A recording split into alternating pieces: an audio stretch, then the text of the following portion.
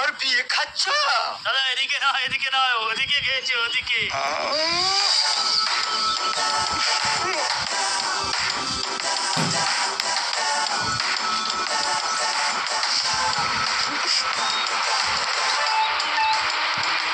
নিজেদের ছেলে বলতে লজ্জা করে না আপনাদের?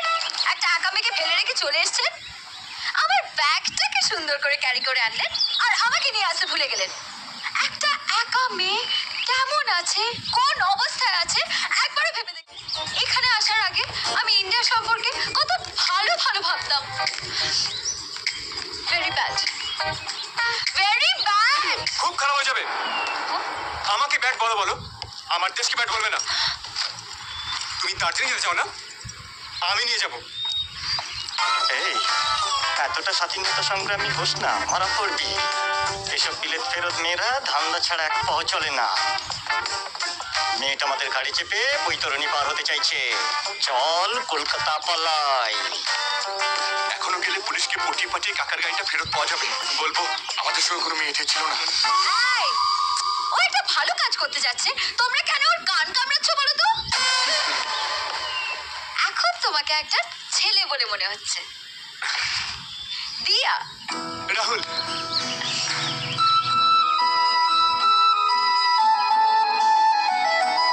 একদম অ্যাডভান্টেজ নেবে না।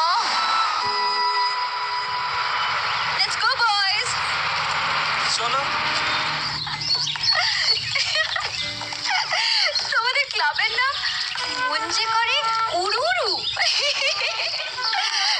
Very very attractive. কি তোমাদের কাজ? লাইন করা আমাদের সবার একটা করে আছে। টিকেটটা তো গেল। আর এই রাহুলেরটা একটু গলবেন।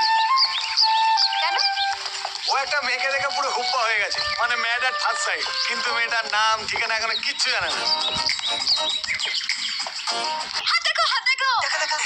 এই যে আরে এদিকে না, ওদিকে।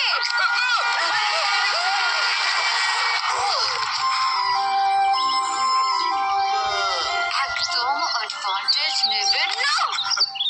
হোপলেস। তোমাদের দেখলে না কেউ লিফট দেবে না।